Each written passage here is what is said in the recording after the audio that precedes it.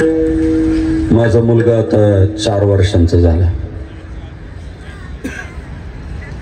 दादा तो 1.5 वर्षांचा होता ना तेव्हाच बोलायला लागला. कीर्तनकाराचा असल्यामुळं का काय माहिती, पण असं म्हणतात की बोलायला शिकायला साधारण 2 वर्षाचं व्हावं लागतं. ते 1.5 वर्षांचं असताना बोलायला लागलं. मग बोलायला लागलं तर आम्ही पण त्याला शिकवायला लागलो. आत्ताही कीर्तनात कोणाचं तरी बाळ बोलतंय.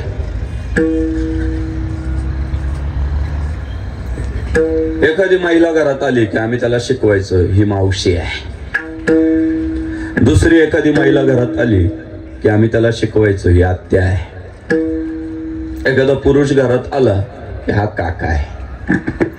दुसरा एखादा पुरुष घरात आला की हा मामा आहे.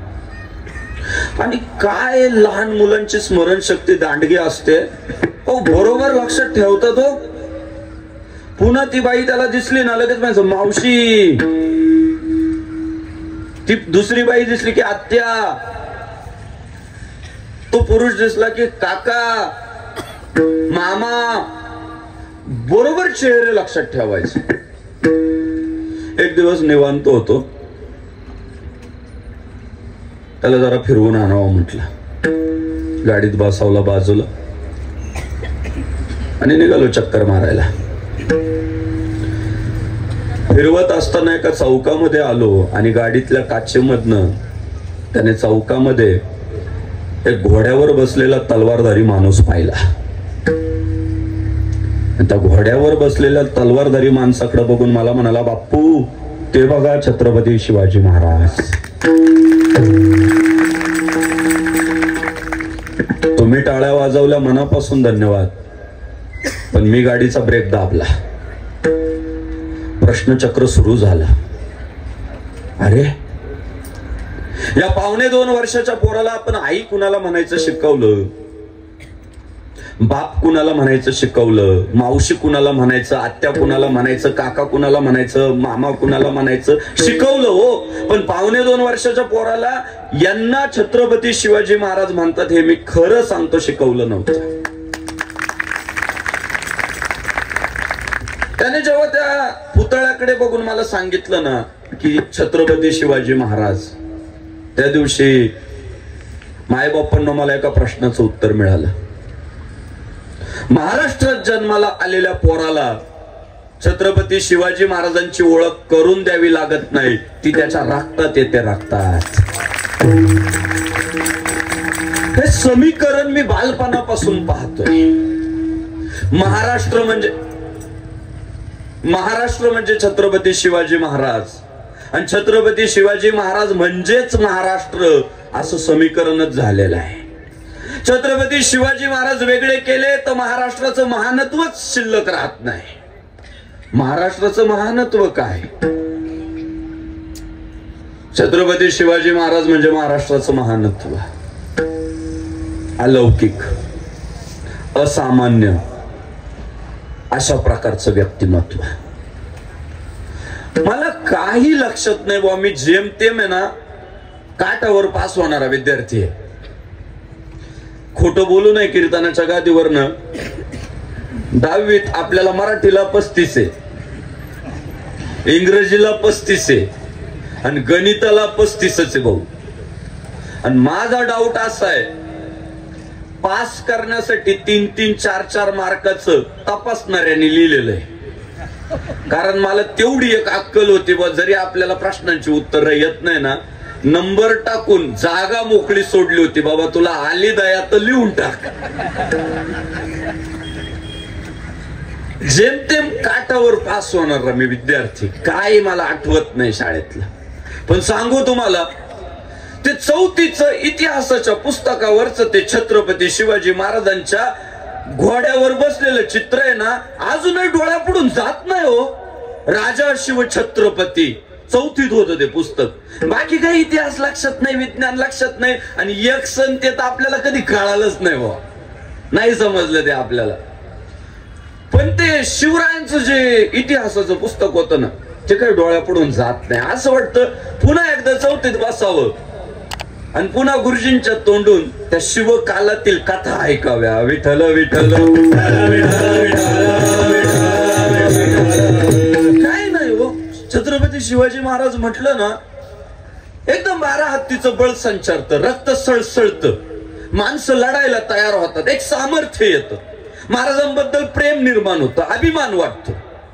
अहो झोपेतून जरी उठलेलं असलं ना, एखादं झोपेतून जरी उठलेलं असलं आणि एखादा माणूस नुसता म्हणाला ना छत्रपती शिवाजी महाराज की, आपोआप येतो. प्रयत्न नाही करावा लागत, नैसर्गिकरित्या जय बाहेर पडत.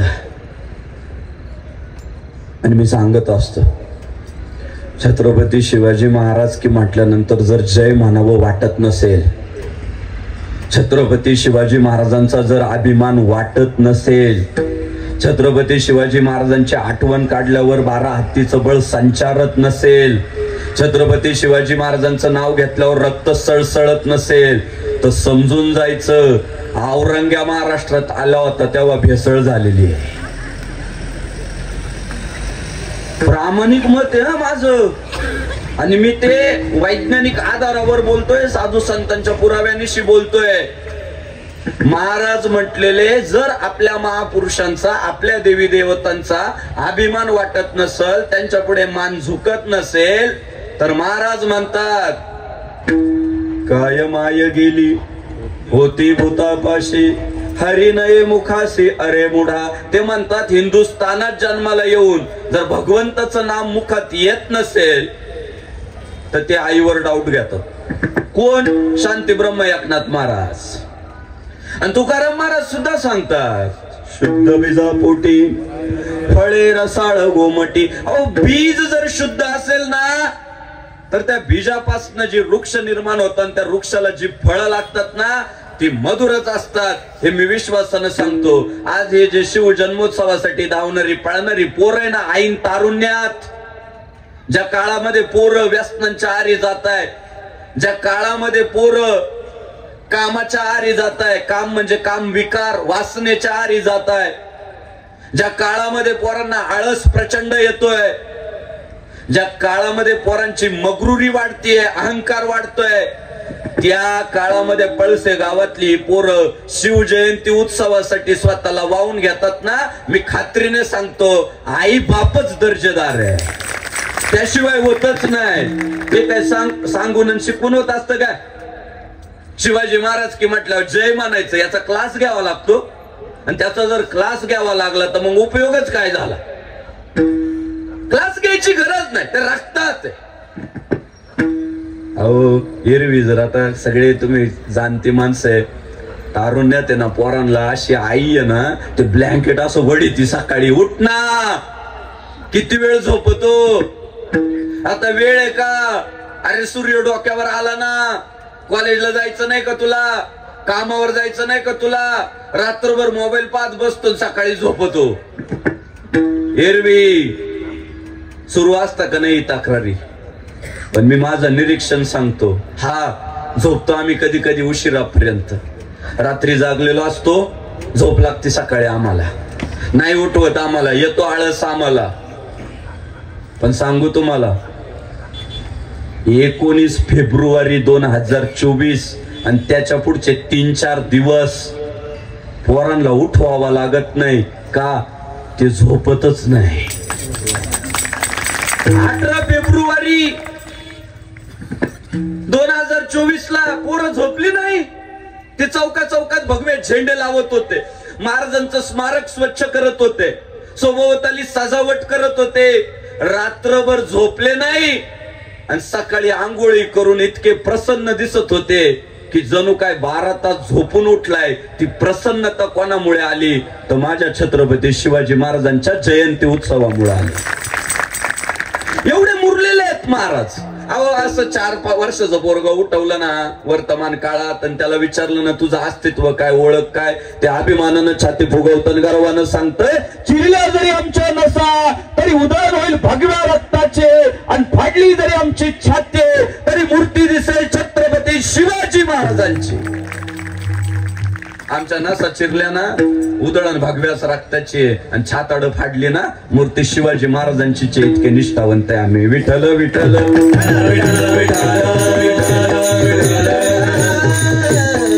शिवाजी महाराज म्हणजे दैवत, प्रेरणा स्त्रोत उभ्या महाराष्ट्राचा. बरं मीच म्हणतो अशातला भाग नाही, सर्वांनी मान्य केला. छत्रपती शिवाजी महाराजांच्या नंतर या महाराष्ट्राच्या मातीत जेवढे म्हणून कोणी महापुरुष जन्माला आले माझ्या मायबापांनो, त्या सगळ्या महापुरुषांनी गोडवे जर कुणाचे गायले तर ते आपल्या राजांचे गायले.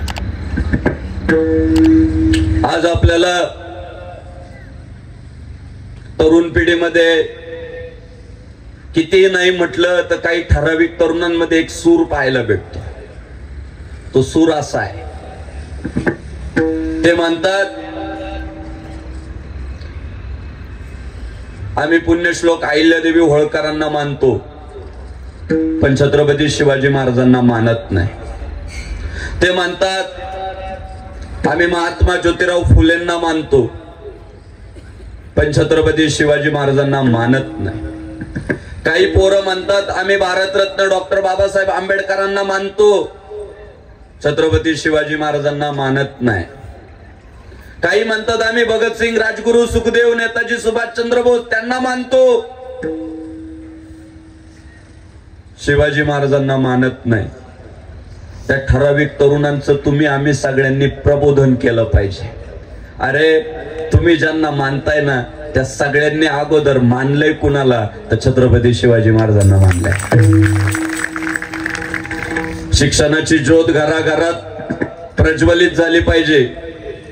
करण्यांचे आवाज कमी कर म्हणजे रिटर्न येणार नाही. करणे नाही का? करणं आहे का वरती? नाही ना करणं, रिटर्न कुठून येतंय? बर,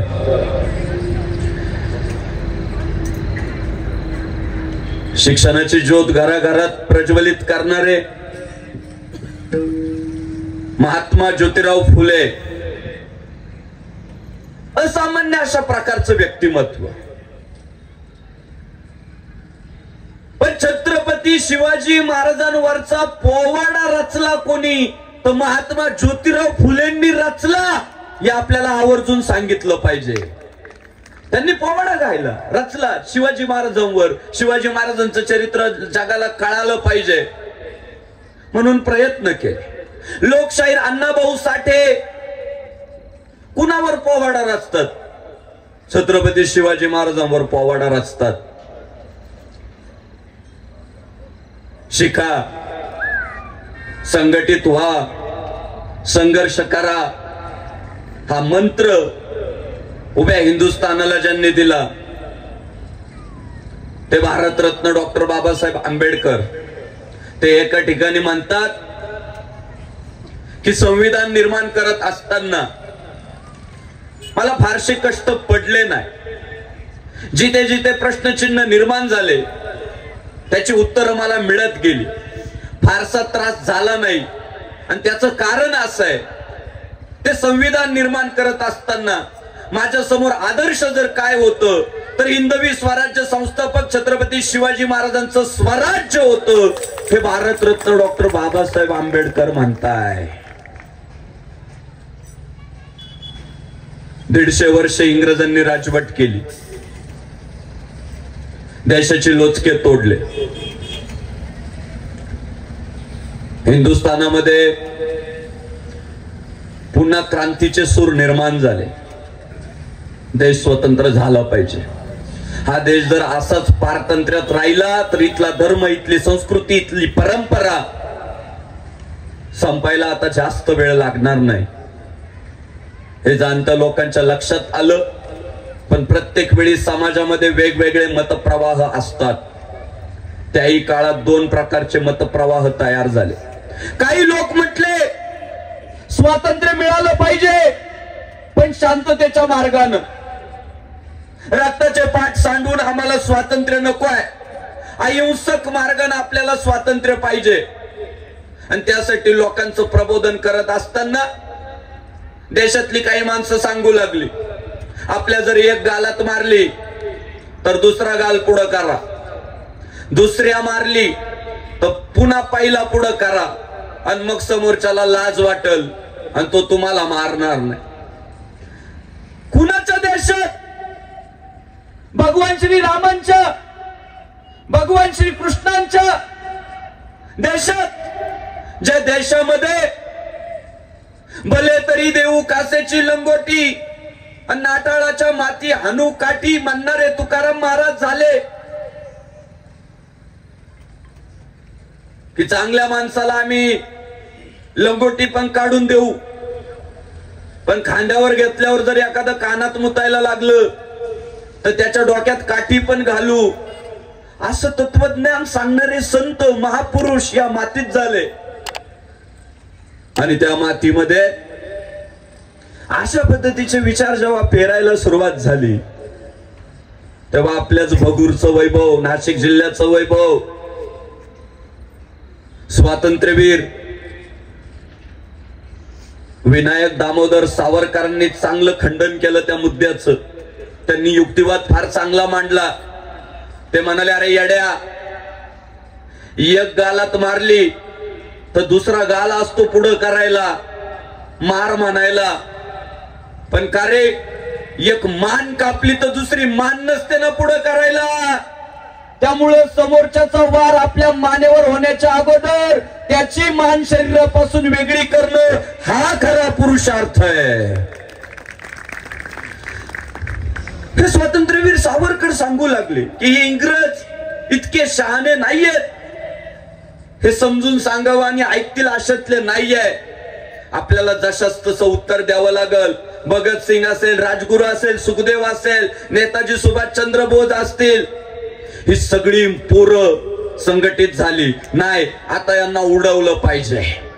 हे गोळ्या झाडतात ना, यांच्यावर सुद्धा गोळ्या झाडल्या पाहिजे. आणि जेव्हा इंग्रज अधिकाऱ्यांवर अटॅक व्हायला लागले तेव्हा इंग्रजांच्या लक्षात आलं की आपण आहेच किती, हा देश किती लोकांचा आहे.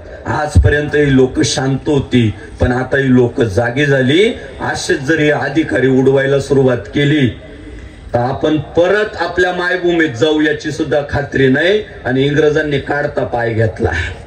पण हे सगळ्या कारवाया करत असताना नेताजी सुभाषचंद्र बोस अभ्यास करत होते की या इंग्रजांना यांची लायकी दाखवली पाहिजे. काय केलं पाहिजे? त्यांच्या पुढे उत्तर मिळालं, शत्रूचा शत्रू तो आपला मित्र. मग या इंग्रजांचा शत्रू कोण? तर हिटलर यांचा शत्रू आहे.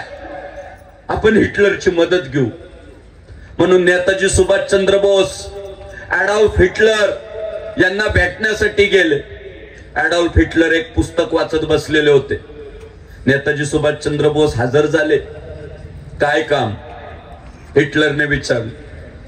नेताजी म्हणाले, आमचा देश पारतंत्र्यात बुडालाय, आम्हाला स्वातंत्र्य हवंय. कुठला देश?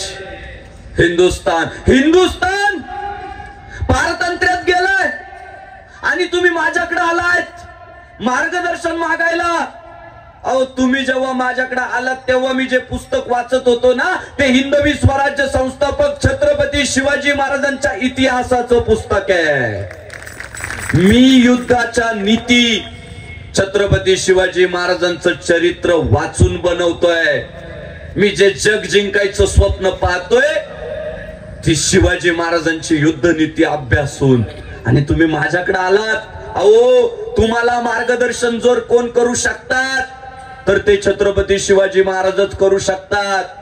आणि नेताजी सुभाषचंद्र बोसांनी सुद्धा मान्य केलं की मी शिवचरित्राचा अभ्यास केला आणि ज्याप्रमाणे औरंग्याला धूळ चारून आपले छत्रपती शिवाजी महाराज आग्र्यावरनं निसटले होते, त्याचप्रमाणे मी सुद्धा या इंग्रजांना धूळ चारून यांच्या नजर कैदेतून सुटू शकलो ते फक्त छत्रपती शिवाजी महाराजांमुळं.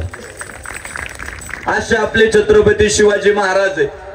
कुणी कुणी कुणी कुणी अहो, प्रत्येकाने इंग्रजांचा अधिकारी. आज आपल्याला बऱ्याचदा देशातली माणसं ऐकवान वाटत नाही, आदर्श वाटत नाही. परदेशातील माणसं हुशार वाटतात, बुद्धिमान वाटतात, भारी वाटतात. त्या इंग्रज अधिकाऱ्यांपैकी एक फिलिप्स मॅसन तो म्हणतोय छत्रपती शिवाजी महाराज 50 वर्ष त्यांनी राज्यकारभार केला, पण छत्रपती शिवाजी महाराज जर अजून पुढचे 10 वर्ष शरीर रूपानं जिवंत राहिले असले तर आम्हाला या भारताच्या मातीत पाय रोवता आले नसते. आणि पुढे त्यांनी सांगितलं, शिवरायांचा स्वर्गवास झाला म्हणून आम्ही या देशाला गुलाम बनवू शकलो, पण तरी सुद्धा 150 वर्ष आम्ही इथे हुकूमत गाजवू शकलो नसतो. पण 150 वर्ष आम्ही इथे हुकूमत गाजवली ना, त्याचं एकमेव कारण आहे, इथली जनता छत्रपती शिवाजी महाराजांना विसरली होती, त्यांचं चरित्र अभ्यास न विसरली होती, त्यांचा इतिहास आदर्शवत पुढे ठेवणं विसरली होती. आणि म्हणून हा देश आम्ही गुलाम बनवू शकलो. काय शिकायचं यातून? यातून एकच शिकायचं, तो फिलिप्स मॅसन आपल्याला काय सांगतोय, तुम्हाला जर पारतंत्र्यात जायचं नसेल तर शिवाजी महाराजांच्या चरित्राचा अभ्यास करा. तुम्हाला जर क्रांती करायची असेल तर छत्रपती शिवाजी महाराजांच्या चरित्राचा अभ्यास करा. तुम्हाला जर बदल घडवायचा असेल तर छत्रपती शिवाजी महाराजांच्या चरित्राचा अभ्यास करा. आपलातून आपलातून आणि आपलातून प्रेरणा स्त्रोत आहे महाराज, खचलेल्याला, निराश झालेल्याला, ज्याला वाटतं ना, ज्याला वाटतं ना माझ्याकडे काहीच नाहीये, मी लई शून्य माणूस आहे, काय करू शकतो मी, त्याला माझं एकच सांगणं आहे, भाऊ तू एक करू शकतो ना, शिवाजी महाराजांच्या चरित्राचा अभ्यास करू शकतो ना. अहो आज गुगलवर उपलब्ध आहे, युट्यूबवर उपलब्ध आहे, पुस्तकात उपलब्ध आहे, सगळीकडे उपलब्ध आहे. हो माझं म्हणणं आहे आता माझ्या भावांनो, मी स्वतः सांगतो तुम्हाला, 19 फेब्रुवारी आणि मार्च महिन्यात येणारी तिथीनुसारची छत्रपती शिवाजी महाराजांची जयंती, या तारखांना आहे ना इतके फोन येतात, इतके फोन येतात. 18 फेब्रुवारी पर्यंत फोन राहतात. 19 फेब्रुवारी भेटेल का? नाही. 18 चालेल, 17 चालेल, 16 चालेल, 15 चालेल, 14 चालेल, नाहीये. 21 द्या, 22 द्या, 23 द्या, 25 द्या, 26 द्या, 27 द्या. महाराष्ट्राची अस्मिता आहे, महाराष्ट्राचा अभिमान आहे, महाराष्ट्राचा गौरव आहे. मी तुम्हाला सांगतो, शिवजयंतीला अक्षरशः महाराजांचं चरित्र सांगणाऱ्या माणसांची पोकळी निर्माण होते. ठराविकच लोक शिवचरित्र सांगतात, ठराविकांचंच लोकांना आवडतंय, आणि अशा काळामध्ये शिवचरित्र सांगणाऱ्या माणसांची उणीव निर्माण होती. म्हणून माझ्या तरुण भावंडांना मला सांगणं आहे, महाराजांच्या जयंतीच्या निमित्तानं आपण संकल्प करूया. आपला राजा इतका मोठा आहे, आपल्या राजाचं चरित्र वाचून परदेशातील राजे लोक युद्धनीती शिकले, आपल्या राजाचं चरित्र वाचून सगळी माणसं मोठी झाली.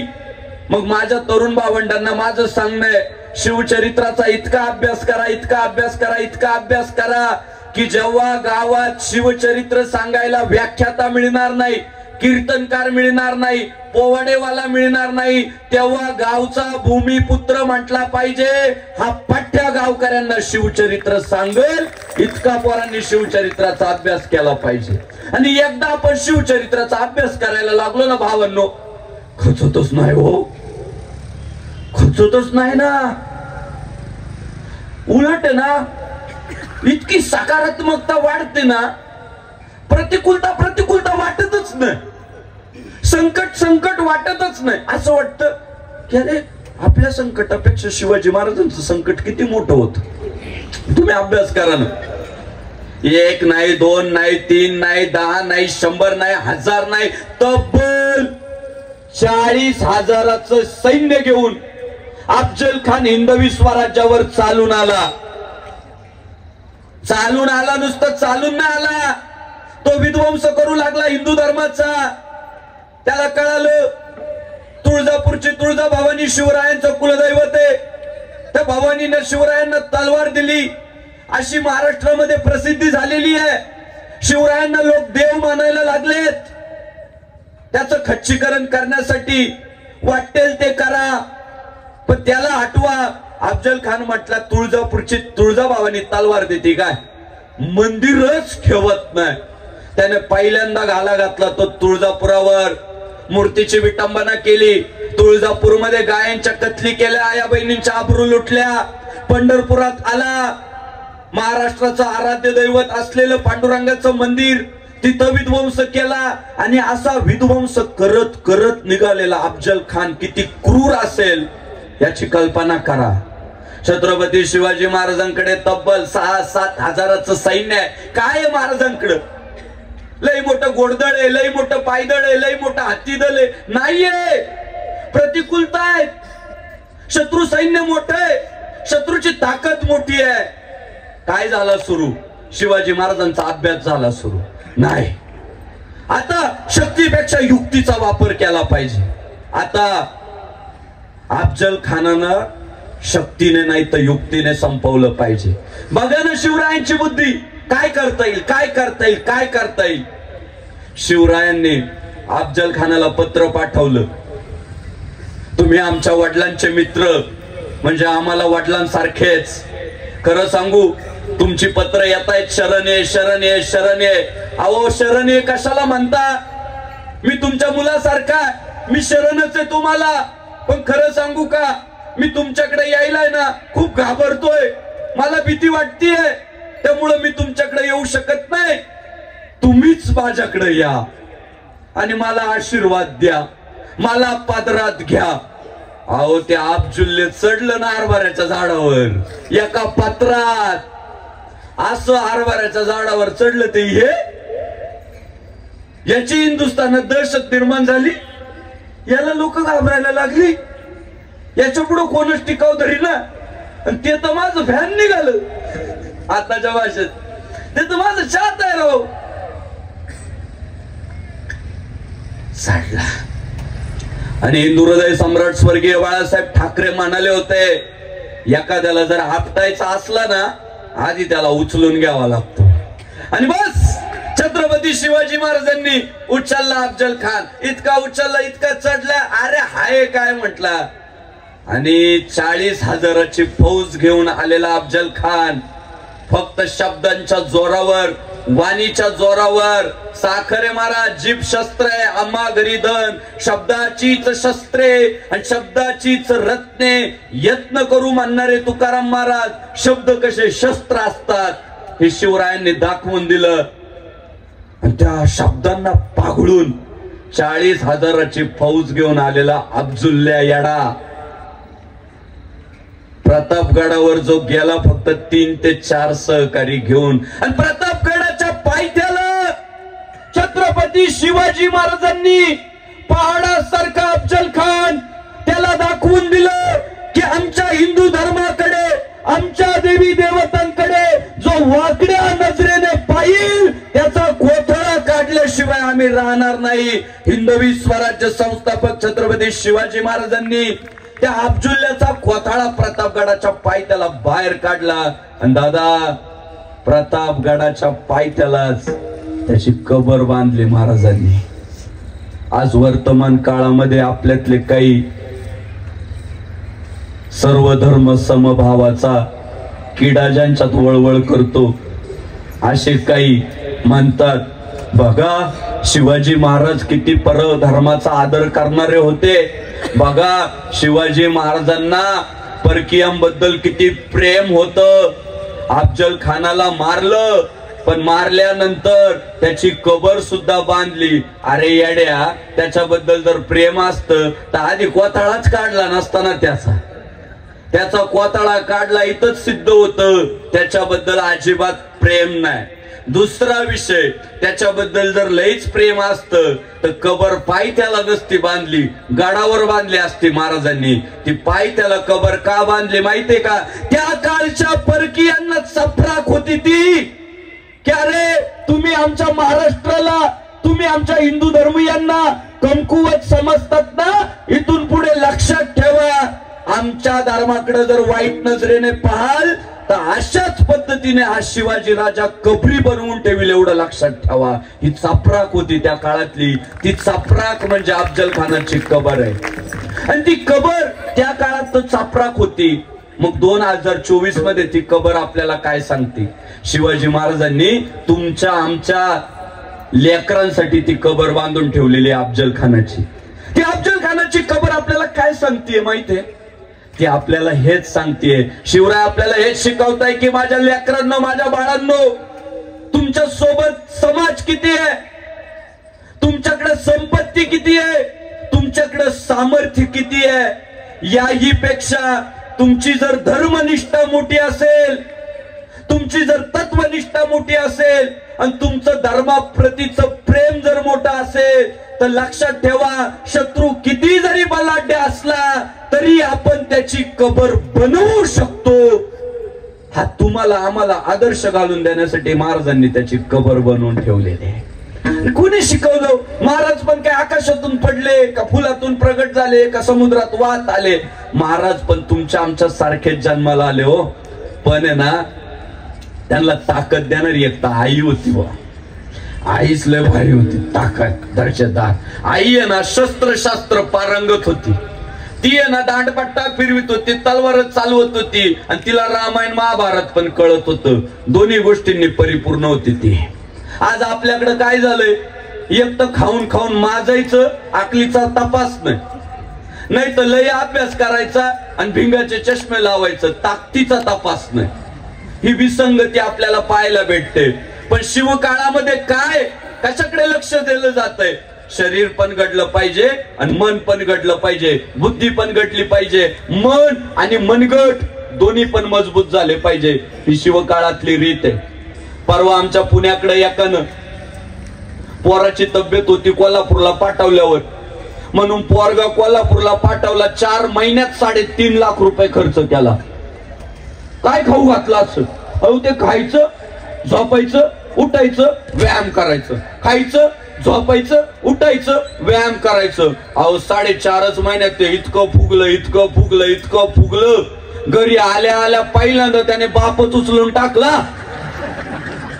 मानका गेला बापाचा, मला फोन केला, माझं चुकलं काय? म्हटलं नुसता खाऊन माजवू नका, त्याच्या हातात हरिपाठ पण द्या, म्हणजे त्याला जगायचं कसं तेही कळेल आणि ताकदीचा वापर करायचा कुठं तेही कळेल.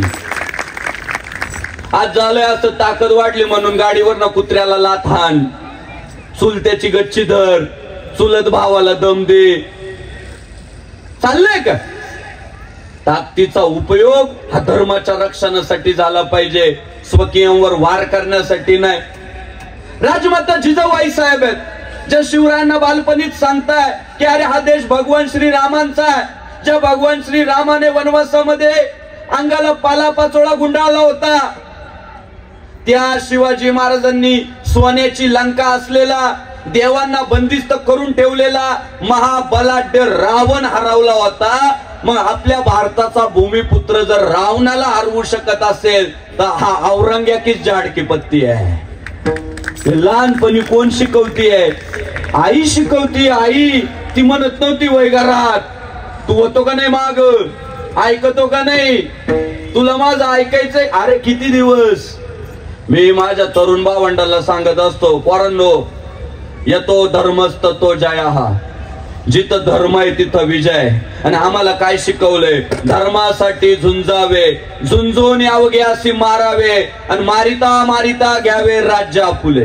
धर्मासाठी प्रसंगी ना लढून मरावं, मरून जगावं, हेच आम्हाला ठाव. शूर आम्ही सरदार, आम्हाला काय कुणाची भीती, आणि देवदेश आणि धर्मापायी प्राण घेतलं हाती. आम्हाला काय शिकवलंय? देव, देश आणि धर्म याच्यासाठी प्राण व्याचावे लागले तरी चालल. आज तरुण पोरं काय झालंय, नको तिथं नको त्या केसेस अंगावर घेत आहे. माझं पोरांना सांगणं की बलात्कार करून, विनय भंग करून, भ्रष्टाचार करून आतमध्ये जाण्यापेक्षा आहे ना, कधी जर हिंदू धर्मासाठी एखादी अंगावर केस पडली ना तरी चालेल. तुम्ही आतमध्ये गेले ना, तुमच्या पुढच्या पिढ्या म्हणतील आमचा बाप धर्मासाठी तुरुंगात गेला होता. अभिमानानं सांगतील आज महाराज भ्रष्टाचार करून विनयभंग करून बलात्कार करून आज जातात आणि सुटून आल्यावर छाती काढून सांगतात समाजासाठी करावं लागतो. काय भ्रष्टाचार बलात्कार विनयभंग समाजासाठी करावा लागतो. मग नालायक लोक जर चुकीची कामं करून नाक वर करून पुन्हा बाहेर मिरवतात. धर्मासाठी जर एखादा पोरगा आत गेलं एखादी केस अंगावर पडली पुढच्या पिढ्या अभिमानानं सांगतील अहो त्या काळात कुणाला कारसेवक 1992 ला जी पोरं मस्जिद पाडायला गेली ती बाबराची कोण कोण त्यांना पाकिट मिळाले नारळ मिळाले एखाद्याला भारतरत्न भेटला. काय होतं त्यांच्या मनात? त्यांच्या मनात एकच होतं हिंदुत्व. आणि बघा ना कसे दिवस उलटून गेले. 2024 मध्ये सर्वात जास्त शोध जर कुणाचा सुरू होता तर 1992 ला ज्यांनी मस्जिद पाडली त्या कारसेवकांचा देशात शोध सुरू होता की ती कुठे त्यांना आम्हाला हार घालायचे. विठ्ठल विठ्ठल म्हणून आम्हाला आमच्या साधू संतांनी शिकवलंय की पालनच करायचं असेल तर धर्माचे पालन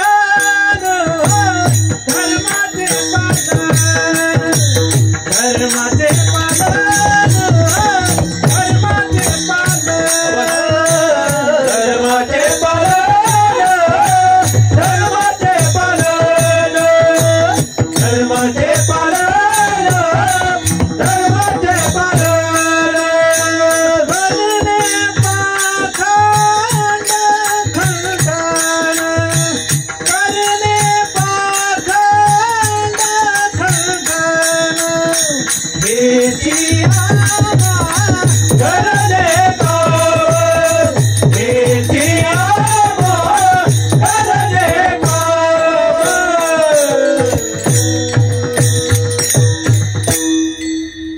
धर्माचे पालन करणे पाखंड खंडन. आणि छत्रपती शिवाजी महाराजांचं उभं 50 वर्षांचं आयुष्य जर पाहिलं ना भाऊ सगळा हिंदुत्वासाठीचा संघर्ष येतो.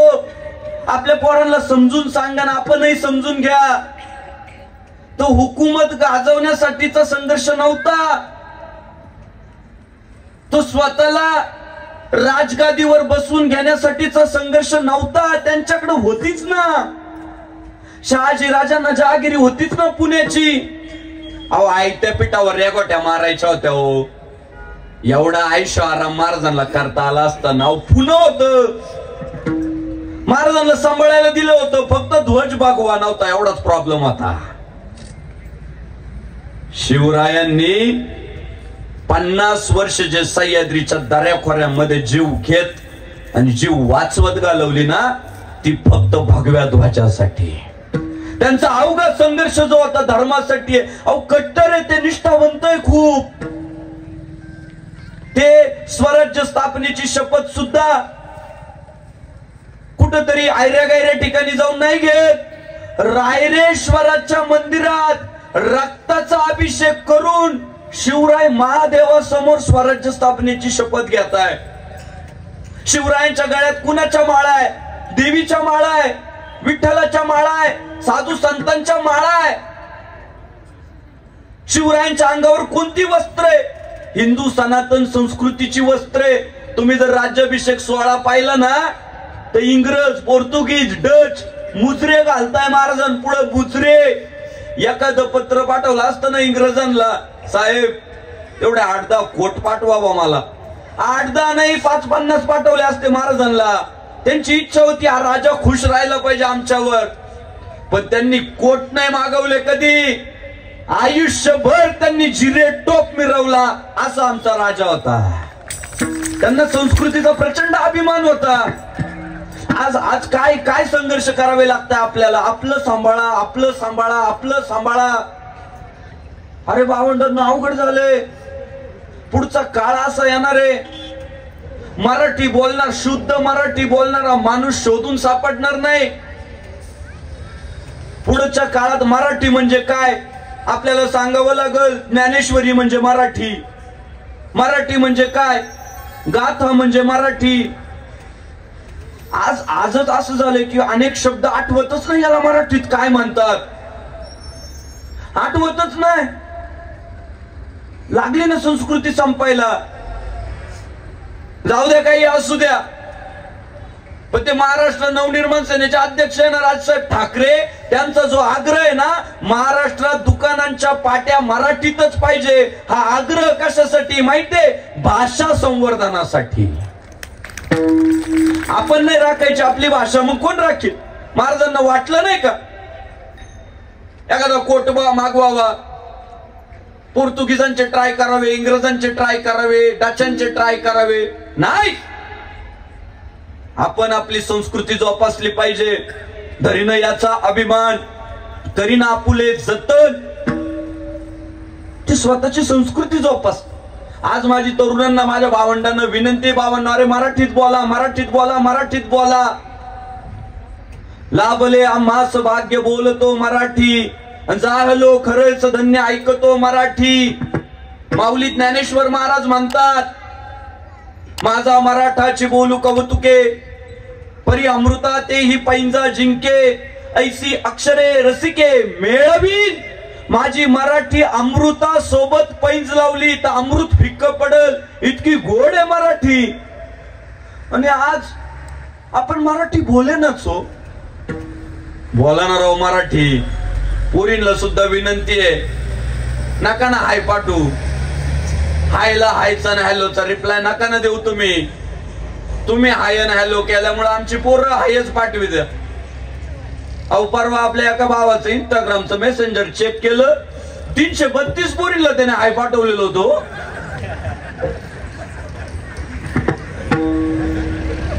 पुन्हा दुसऱ्याचं केलं, त्याने 250 पोरींना आय लव्ह यू पाठवलेलं होतं. 250. मी म्हटलं अरे तू एवढ्या पोरी, दुर्दैव त्याच्या पुढचं एकीचा रिप्लाय नव्हता आलेला. मी त्याला विचारलं तू एवढ्या पोरींना आय लव्ह यू का पाठवलं? तो म्हटला जिचा रिप्लाय येईल तिच्यावर लव. इतका हलकटपणा वाढलाय. राहिली का कशाला काही किंमत राहिली का? सोशल मीडियाचे इतके गैरवापर होत आहे. ही समाज माध्यम जेवढी फायद्याची तेवढीच घातक आहे. आज तरुण पिढीचं वाटोळ जास्तीत जास्त. अरे एवढा पोरखेळ व्हावा, एवढा पोरखेळ. माझ्या बहिणीला माझं सांगणं आहे, तुम्हाला जे माणसात आणलं, तुमच्या पर्समध्ये जे मोबाईल आले, तुमच्या वापरासाठी ज्या टू व्हीलर्स आल्या, त्या सगळ्या पोरींना माझं सांगणं आहे, तुम्हाला पहिल्यांदा माणसात बसवायचं काम जर कोणत्या राजाने केलं तर ते हिंदवी स्वराज्य संस्थापक छत्रपती शिवाजी महाराजांनी केलंय. कधीच विसरू नका. काय होती स्त्रीची, काय अवस्था होती?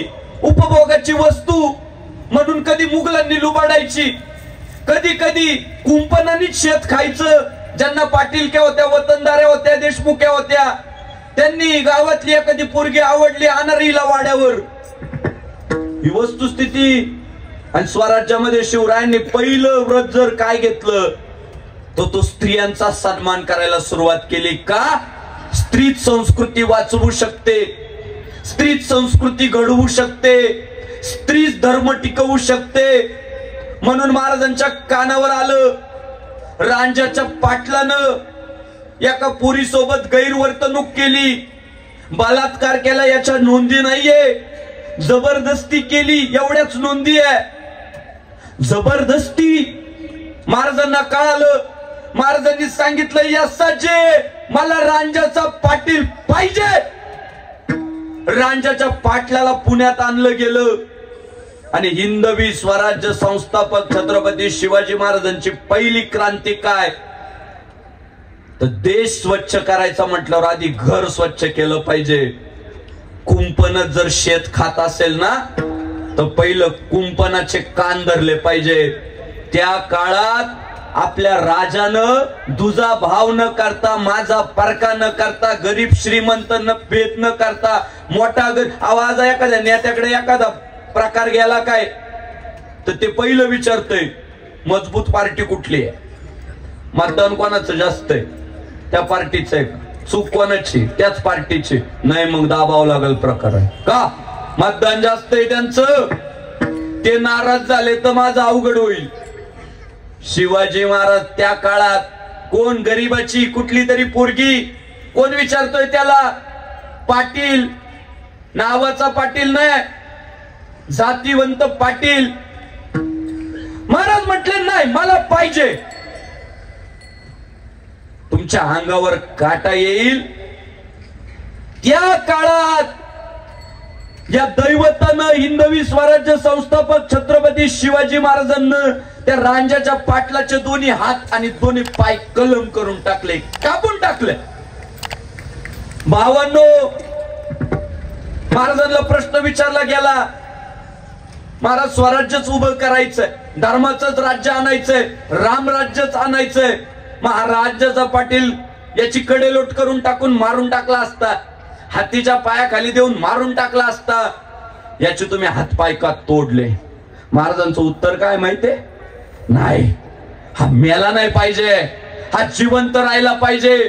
हा जेव्हा एखाद्या चौकात फरफटताना दिसल ना, तेव्हा बाकीचे गावातले जे आहे ना, स्वतःला वतनदार, स्वतःला पाटील म्हणून घेणारे, त्यांना ही चापराके की या स्वराज्यात छत्रपती शिवाजी महाराजांच्या राज्यात परस्त्रीकडे जर वाईट नजरेने पाहिलं, तिची इच्छा नसताना तिचा उपभोग घेण्याचा प्रयत्न केला, तर या महाराष्ट्राचा राजा हातपाय तोडून टाकतो.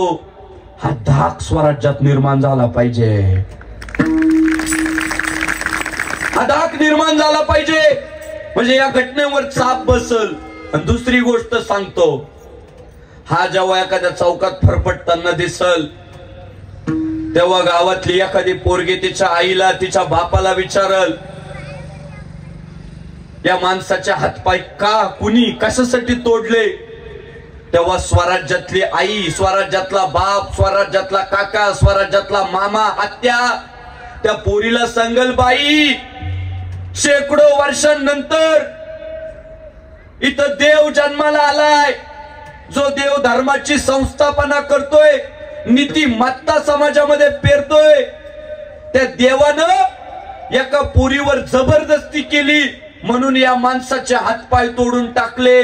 ती पोरगी जेव्हा हे ऐकल ना, तेव्हा त्या पोरीच्या मनात एक आनंद निर्माण होईल की नाही, मी दुर्बल नाहीये, मी पण समाजात राहू शकते, समाजात वावरू शकते, अभिमानानं गावातून जाऊ शकते. आता माझे कोण लोचके तोडणार नाही, कारण माझा शिवाजी राजा माझ्या पाठीशी आहे. हा आत्मविश्वास पोरींना दिला महाराजांनी दिला. माणसात आणलं तुम्हाला आम्हाला की तुम्ही उपभोगाच्या वस्तू नाहीये, तर तुम्ही मातृदेवो भव आहेत. आणि आज त्या स्वातंत्र्याचा किती गैरवापर हो, किती गैरवापर. कधी आपण स्वराज्य समजून घेणार? कधी शिवरायांचे कष्ट आपण समजून घेणार? तुम्ही म्हणाल काय केलं? अण्णा तुम्हाला प्रॉमिस डे माहितीये? नाही माहिती. मानपात थोडे पुढे सारखा, थोडे पुढे सारखा, थोडे त्यांची मानपात राहा बरं का बघ दादा. तुम्हाला प्रॉमिस डे माहितीये? Chocolate day, hug day, teddy day, Dussehra, Diwali, Gudi Padwa. त्यांना दसरा माहितीये, गुढीपाडवा माहितीये, दिवाळी माहितीये. त्यांना व्हॅलेंटाईन डे माहित नाही, त्यांना चॉकलेट डे माहित नाही, त्यांना प्रॉमिस डे माहित नाही, प्रपोज डे माहित नाही. मला माझ्या बहिणीला एवढंच सांगायचंय, आपल्या बापजाद्यांना जे माहिती नाही त्याचा आपल्याला का पुळका सुटला? एवढा का पुळका सुटला? गुढीपाडव्याच्या दिवशी 9 वाजेपर्यंत पडून राहती. आज का म्हणते गुढीपाडवा? आणि चॉकलेट डेला कॅडबऱ्या घ्यायला जाती. मी रोज महाराष्ट्राच्या एका हायवेवर पोरांनो, यंदाचं चित्र इतकं बेकार होतं. एका बाजूला गावातल्या काही पोरांची शिवजयंतीची धुमाकूळ आहे आणि एका बाजूला काही नालायक पोरं प्रॉमिस डे, टेडी डे, बावल्यांच्या दुकानात गर्दी पोरांची. हे थांबू जर कोण शकता तर फक्त पोरींनो तुम्ही थांबवू शकता. आणि ते थांबवण्यासाठी मी तुम्हाला जे बोलणार आहे ना तेवढं फक्त जीवाचे कान करून ऐका माझ्या बहिणींनो. तुमच्यात इतकं सामर्थ्य आहे ना, इतकं सामर्थ्य आहे ना. तुम्ही मनावर घेतलं ना राजमाता जिजाऊ होऊ शकता. तुम्ही मनावर घेतलं ना पुण्यश्लोक अहिल्यादेवी होळकर होऊ शकता. तुम्ही मनावर घेतलं ना क्रांतिज्योती सावित्रीबाई फुले होऊ शकता. तुम्ही प्रतिभा पाटील होऊ शकता. तुम्ही किरण बेदी होऊ शकता. तुम्ही द्रौपदी मुर्मू होऊ शकता. पण इतकं सामर्थ्य तुमच्यात असताना रात्रंदिवस तुमच्या डोक्यात जर सजना है मुझे सजना के लिए असं जर चक्र सुरू असेल तर तुमचं वाटोळं झाल्याशिवाय राहणार नाही. खरं ऐका पोरींनो, जीवाचे तुम्हाला आई सांगणार नाही, बाप सांगणार नाही, शिक्षकाला तर अजिबात कळणार नाही या गोष्टी. तुमच्या माहितीस्तव सांगतो. आम्ही जे अनुभवलं, आम्ही जे पाहिलं ते नारदाच्या गादीवरनं खरं बोलतो. पोरगी एकदा 15 वर्षाच्या पुढे निघाली, ती कशी असू द्या, कशी असू द्या, कशी भारीच दिसती. फक्त 15 वर्षाच्या पुढे निघू द्या. गरीबाची असू द्या, श्रीमंताची असू द्या, लय खात्या पित्या घरची असू द्या, नसू द्या, अहो कशी असू द्या, पोरगी 15च्या पुढे निघाल्यावर भारीच दिसते. हे मी प्रामाणिकपणे सांगतो. पण किती दिवस भारी दिसते ऐकायचंय? 30 पर्यंत. किती? 30. 15 ते 30 किती वर्ष? 15 वर्ष. माझ्या बहिणींनो, एकदा का 30 वलांडली ना, तुम्हाला ब्युटी पार्लर वाली चांगली भेटली तर बरं आहे बुवा. 30च्या पुढे जर तुम्हाला ब्युटी पार्लर वाली चांगली नाही ना भेटली, तुम्ही किती फाउंडेशन लावा, चेहरा नाही चमकत बुवा, सुरकुत्या चमकतो. मला सांगा, आता सासूनी लाली लावल्यावर वट चमकतात का सुरकुत्या चमकतात? एकदा 30च्या 40च्या 50च्या पुढे निघाल्यावर लाली लावणं म्हणजे लालीचं वाटोळ आहे. वाया गेली ती अख्खी लाली. 30च्या पुढे तुमचं सौंदर्य टिकत नाही. शारीरिक सौंदर्य महाराजांनी सांगितलं, नाशिवंत देह जाणार सकळ आणि आयुष्य खातो काळ. सावधान, रोज काळ आपलं शरीर खायला लागला. वर्षापूर्वी आपण जसे दिसत होतो तसे मागच्या 6 महिन्यापूर्वी दिसत नव्हतो, आणि मागच्या 6 महिन्यापूर्वी आपण जसे दिसत होतो तसे आज दिसत नाही. सुरकुत्या पडायला सुरुवात होते. आणि काग, एकदा तू 30च्या पुढे निघाली, चेहऱ्यावर सुरकुत्या पडायला लागल्यावर कोण तुला कॅडबरी देईल ग? कोण तुला टेडी देईल ग? कोण तुला प्रॉमिस करील ग? कोण तुला प्रपोज करील ग? तू जागी हो. 15 वर्षाची क्रांती कधी होते? तारुण्यात होते. तरणा भाग्यवंत नटे हरिकीर्तनात. क्रांती कधी होते? तारुण्यात होते. या हिंदुस्थानात एक पोरगी जन्माला आली. या पोरींना नीट ऐकवा. बारीक होती, अवधीसाला इतकी देखणी होती, कमरेच्या खाली तिचे केस निघत होते. एवढी सुंदर, एवढी सुंदर, एवढी सुंदर. पण तिच्या परिवारात ना परंपरेने गायनाची परंपरा आलेली होती. ती पोरगी म्हटली, नाही, माझ्या वाडवडिलांनी जी सरस्वतीची सेवा केली तीच सेवा मला करायची. त्या पोरींनी तारुण्यात आहे ना, सजना है मुझे सजना के लिए नाही, तिने संकल्प केला, गाना है मुझे हिंदुस्तान के लिए. स्वर्गीय भारत रत्न लता दीदी मंगेशकर इतकी गाणी गायली, इतकी गाणी गायली, इतकी गाणी गायली, देशभक्ती पर गायली,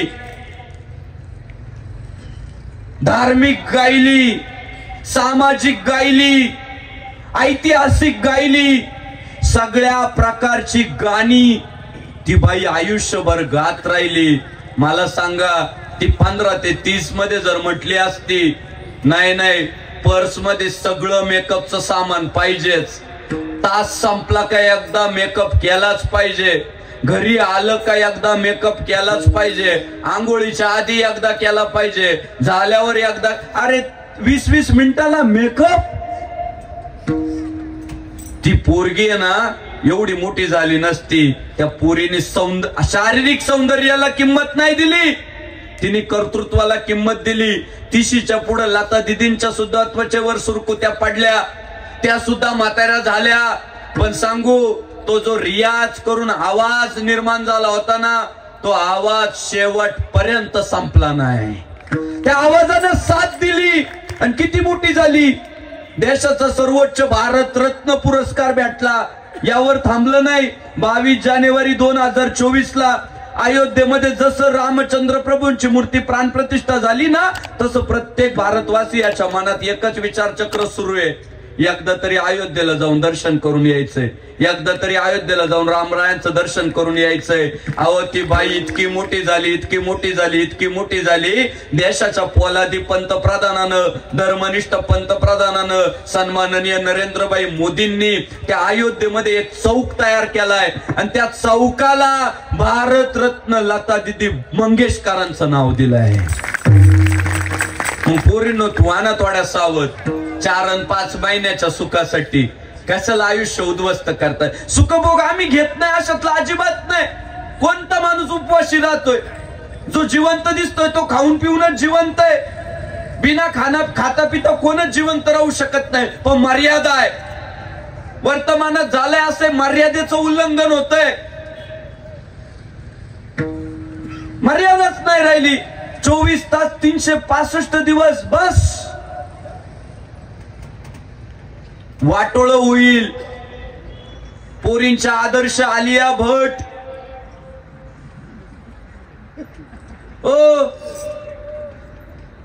पोरींच्या आदर्श सनी लिओनी, वाटोळ होईल वाटोळ. मी तुमच्या सुखाच्या आड येणार नाही, पण पोरींनो, एखाद्या दिवशी कॉफी शॉप मध्ये बसत असाल ना, तर तुम्ही सोमवारी शंकराच्या मंदिरात पण गेला पाहिजे. एखाद्या दिवशी तुम्ही मी कुठं सुखाच्या आड येतोय. एखाद्या दिवशी तुम्ही चित्रपट पाहायला जात असाल ना, तर जेव्हा आज संभाजी महाराजांचे चित्रपट चालू आहे, माझा तुम्हाला प्रश्न आहे, सायराट पाहिला का नाही? खरं सांगायचं. पाठ आहे पाठ, पाहिला नाही म्हणायचं. पाठ आहे पाठ. सध्या एक संभाजी महाराजांवर चित्रपट चालू आहे, माहित आहे का नाव? माहित आहे? इथं अडचण आहे भाऊ, इथं अडचण. सायराट आमचा पाठ झालाय आणि ज्याने धर्माच्या रक्षणासाठी 40 दिवस अत्याचार केले, ते आमच्या छत्रपती शिवाजी महाराजांचे सुपुत्र, स्वराज्याचे धाकले धनी, धर्मवीर छत्रपती संभाजी महाराजांच्या जीवनावर चित्रपट येतात आणि आम्हाला माहित सुद्धा नसतं. हे दुर्दैव आहे. बघा ना, एका बाजूला सायराट पाहिलाय, दुसऱ्या बाजूला आम्हाला छत्रपती संभाजी महाराजांच्या जीवनावरला चित्रपट सुद्धा आम्ही पाहिला पाहिजे. हा समन्वय इथून पुढच्या काळात साधला पाहिजे.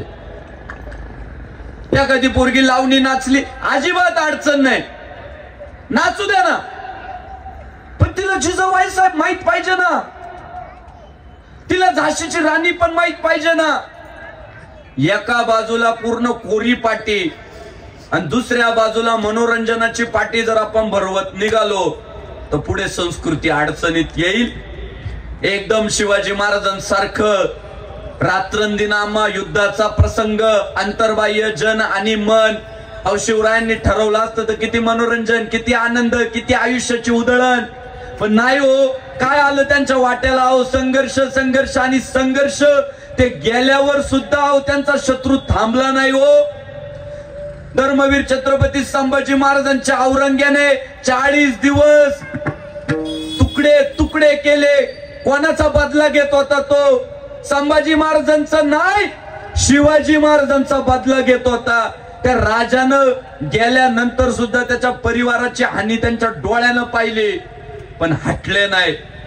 करत राहिले संघर्ष, करत राहिले संघर्ष, जोडत राहिली माणसं. एक एक एक एक एक सहकारी जोडत राहिले आणि सगळ्यांना सोबत घेऊन तुमच्या आमच्यासाठी त्यांनी हिंदवी स्वराज्य उभं केलं.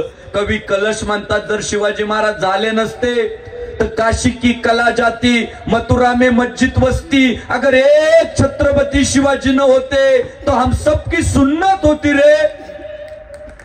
कुठं राहिली असती देऊळ, कुठं राहिली असती तुळशी वृंदावन, कुठं राहिले असते मंदिरावरचे कळस, कुठं राहिले असते भगवे ध्वज, कुठं राहिले असते जय श्रीराम। ते सगळं जे टिकलं ना ते माझ्या शिवरायांमुळे टिकलंय। आज तुमची आमची सगळ्यांची जबाबदारी स्वराज्य निर्माण करण्याची नाहीये, स्वराज्य राखायची जबाबदारी हो। फक्त बापांनी घेऊन ठेवलंय, फक्त विकायचं नाही, सांभाळायचंय। काय पाहिजे हो आपल्याला अजून? किती सोपं आहे, आपले धार्मिक स्थळ जोपासा, सांभाळा, नाही तर ते लँड जिहादला बळी पडतील। शत्रू टपूनच आहे, कोणत्या देवळात कोणत्या तीर्थक्षेत्रात हे जाती नाही, त्यांना कळालं नाही, इकडं फिरकत नाही, रात्रीत जाऊन चादर टाकून येतात भाऊ ते, आणि वक्फ बोर्डात नोंद करून टाकतात आमचं बळकावले। स्वराज्यातले अनेक धर्मस्थळ बाळकावले, एकरात जमिनी बाळकावल्या। नाही राहिलं ना पुरी जागा आपल्या, तर कॉलेजच्या अवतीभोवती काही जिहादी कार्टे ना ब्रँडेड टू व्हीलर घेऊन येतात, कडक कपडे घालून येतात, भारीतले मोबाईल घेऊन येतात, स्टँडर्ड परफ्यूम मारून येतात, आणि आमच्या पोरींला त्यांच्यामध्ये साधू दिसतो। तो म्हणतो मी किल्ल्यावर पण येतो, मी देवळात पण येतो, मी तुझ्या आई बापाचं दर्शन पण घेतो, मी कपाळाला गंध पण लावितो, माझं काही नाही बाई। आणि आमची पोरगी म्हणते मेरे वाला तैसा नाही है। अगर रावण येतो, त्याने साधूचा वेश धारण केलाय, त्याच्या आतला रावण जेव्हा जागा होतो ना तेव्हा तो 35 तुकडे करून फ्रीज मध्ये ठेवतो, आणि एक एक तुकडा रोज पिकून येतो, हे कधीच विसरू नको। राखायचंय स्वराज्य, फक्त राखायचंय, जागरूक राहायचंय, आपली तीर्थस्थळ सांभाळायची आहे, आपलं चारित्र्य सांभाळायचंय, आपलं शील सांभाळायचंय, आपला धर्म सांभाळायचाय। तुम्हाला आम्हाला काय करायचंय आज? काय नाही, फक्त गर्व से कहो हम हिंदू आहे, एवढंच करायचंय। काय करावं लागल? कपाळाला टिळा लावा लावा, आम्ही ओरडू ओरडू ओरडू ओरडू। अहो जी पोरं कपाळाला टिळा लावायला लागले ना, असले रुबाबदार दिसताना पोलीस सुद्धा त्यांना जय श्रीराम म्हणतात। आज आपण जर शिवरायांचे आपण अनुयायी आहे, त्यांचे मावळे आपण, त्यांच्या कपाळाला चंद्रकोर, आपल्या कपाळाला टिळा नको का? अरे लांड कुत्र आणि लांड कपाळ अजिबात चांगलं दिसत नाही हिंदू माणसाचं। हिंदू माणसाचं कपाळ भरलेलंच पाहिजे। माझ्या भावांनो, आज संकल्प करा शिवरायांच्या समोर, इथून पुढच्या काळात गुटके खाऊन आमचे दात लाल दिसणार नाही, तर कुंकू लावून कपाळ भगवे दिसतील, भगवे दिसू द्या कपाळ। अरे सर्वसामान्य पोरं धर्मनिष्ठ राहिली, फक्त कुठच्या कुठं पोचली ना बाबा।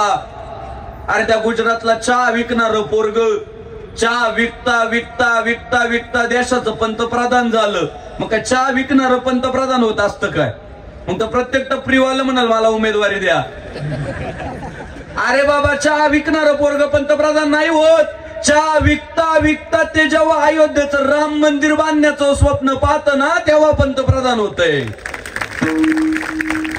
मुंबईत रिक्षा चालवणार पोरग मुख्यमंत्री होतं, मग का रिक्षा चालवणाऱ्यांनी म्हणायचं का आम्हाला मुख्यमंत्री करा? अरे ते बेजार असतात, सुट्टे आहे का सुट्टे नाही का? रिक्षावाला मुख्यमंत्री नाही होत, ते रिक्षा चालवता चालवता धर्मनिष्ठ धर्मवीर आनंद दिघे साहेबांचं चेलं होतं। आणि गर्व से कहो हम हिंदू आहे ही पाटी आपल्या रिक्षावर लावतं, शाखा प्रमुख होतं, आणि धर्म धर्म धर्म।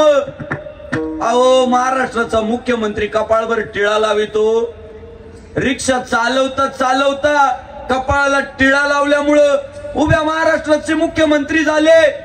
एक भाषण दाखवा, एक फोटो दाखवा ज्यात सन्माननीय एकनाथराव शिंदे साहेबांच्या कपाळावर टिळा नाही।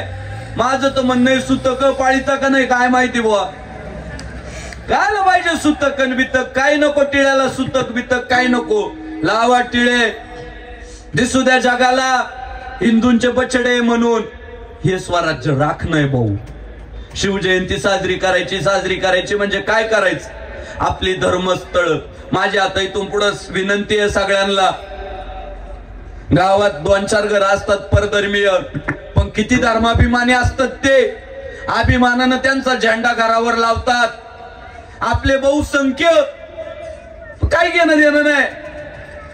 माझी आता विनंती आपल्याला, शिवजयंतीला घरावर लावलेला भगवा 365 दिवस कसा टिकवता येईल याची यंत्रणा आखा. अरे काय अवघड रे. 6 महिन्याला गाडी बदलायला लागलो आपण, 6 महिन्याला मोबाईल बदलायला लागलो, 2 आठवड्याला शर्ट बदलायला लागलो, 3 महिन्याला ध्वजाचं कापड बदलता येणार नाही का आपल्याला? काय कमी केलंय आपल्याला महाराजांनी? प्रत्येकाच्या घरावर भगवे झेंडे लावा. गावात जे येतात ना एजंट, हे ख्रिश्चन धर्मीय लोकांचे धर्मांतरण करायला, आमचा धर्म कसा मोठा ना, आम्ही स्टेरॉइड पाजून कसे पेशंट बरे करतो, त्या एजंटला चाप बसला पाहिजे भगवे ध्वज पाहून. अरे बापरे, एवढे धर्मनिष्ठ गाव आहे वय, फिरा माघारी नाही तर चड्ड्या काढून घेतील पोरं गावातली. ते एजंट घाबरून पळाले पाहिजे. त्याच्यासाठी घरावर भगवा झेंडा 365 दिवस पाहिजे. मुखात जय श्रीराम पाहिजे. हॅलो बंद करून टाका म्हातारी माणसं सुद्धा. काहींना तर हॅलो म्हणता येत नाही. हॅलो काय हॅलो, कशाला पाहिजे हॅलो ना हॅलो आपल्याला? म्हाताऱ्या अरे पूर्वीचे आपले वाडवडील राव घरात माणसं आले की राम राम म्हणत होते. राहिला का राम राम? पुन्हा सुरू करा. फोन आला जय श्रीराम म्हणा. मी मागच सांगितलं, जिओवाल्या बाईला जय श्रीराम म्हणायला लावतो मी, क्रेडिट कार्ड देणाऱ्यांना जय श्रीराम म्हणायला लावतो, लोनच्या ऑफर सांगणाऱ्यांना जय श्रीराम म्हणायला लावतो. आधी जय श्रीराम म्हणायचं मग पुढचं बोलायचं. लावा सवय, आपण सवय लावायची. याला स्वराज्य राखणं म्हणू आपण, आणि तीच महाराजांची इच्छा आहे. हे हिंदवी स्वराज्य व्हावे ही तुश्रींची इच्छा. त्यांनी इच्छा पूर्ण केली, पण ते जर टिकवलं ना आपण तर त्यांची इच्छा टिकणार आहे. गावात आज पळसे गावामधलं शिवाजी महाराजांचं स्मारक पाहिलं, अंगावर काटा आला. महाराज तुम्ही इतके श्रीमंत आहे कारण तुमच्याकडे देखणं शिवाजी महाराजांचं स्मारक आहे. हो, गावागावातली पोरं माझ्याजवळ रडतात. हो बापू अर्ध बांधून झालं पण स्टे आला. हो वर्गणी गोळा नाही झाली. हो गावातलीच काही किडे वळवळ करताय. हो त्रास देताय. हो पण पळसे गावाचं वैभव सांगतो. एवढं महाराजांचं स्मारक आहे ना भारी. माझ्या प्रत्येक बहिणीला विनंती आहे, बाई कॉलेजला जाताना, शाळेत जाताना, कामावर जाताना, नवऱ्या घरी जाताना त्या स्मारकावर नतमस्तक होऊन जाय. तुला कधीच दुर्बुद्धी होणार नाही. पोरांना सांगणं, कामावर जाताना, दुकानात जाताना, शेतात पेरणी करायच्या अगोदर, लग्नात मारुतीला जसा जातोय बुट घालून, तसा महाराजांच्या सुद्धा आहे ना त्या स्मारका पुढे नतमस्तक व्हा. कधीच आपल्याला पराजय स्वीकारावा लागणार नाही. महाराजांच्या स्मारकाची नित्य पूजा एका विशिष्ट माणसावरती जबाबदारी टाका. कधी हा करीतो, कधी तो करीतो, केली का रे, नाही केली का रे. महाराजांच्या पुतळ्यावर धुळीचा कण दिसता कामा नये. जबाबदारी टाका. पोरांनी वर्गणी काढा. कोणाकडून अपेक्षा नका करू. एक विशिष्ट पुजारी नेमा, दिवाबत्तीची सोय करा. स्मारक उभे करणं सोपं आहे, त्यांचं पावित्र्य राखणं अवघड आहे. तुम्ही भाग्यवान आहे. गावकऱ्यांना सांगतो, तुम्ही मेले ना, तुम्हाला वाटतंय 7-12 तुमचा आहे, मरून पहा बरं. मेल्यावर 8 दिवसात तो पुढच्या पिढीचा आहे. तुम्ही म्हणताय ना जे घर माझं आहे ते तुमचं नाही, पुढच्या पिढीचं आहे. तुम्ही म्हणताय जी जमीन माझी ती तुमची नाही, तुमच्या पुढच्या पिढीची आहे. पण ते जे शिवाजी महाराजांचं स्मारक आहे ना, ते कालही तुमचं होतं, आजही तुमचंच आहे, आणि मेल्यावर पण तुमचंच आहे. मग खरी जर आमची संपत्ती काय, तर छत्रपती शिवाजी महाराजांचं स्मारक ही आमची संपत्ती आहे. महाराजांसाठी लाख मेले तरी चालतील, लाखांचा पोशिंदा जागला पाहिजे, हे त्या काळातले मावळे म्हटले. आणि आज तुम्हाला आम्हाला तेच म्हणायची वेळ आलेली आहे. लाख मेले तरी चालतील, पण शिवरायांची अस्मिता जोपासली पाहिजे. शिवरायांच्या विरोधात जर कोणी षडयंत्र केली, कोणी आदवा तद्वा बोललं, मोकळीक देऊ नका. महाराजांच्या विरोधात जो बोलतो महाराष्ट्रात, तो महाराष्ट्राचा कधीच होऊ शकत नाही. त्याच्यावर विश्वास ठेवू नका, त्याच्यापासून सावध राहा. महाराजांचा जागर आपण करूया.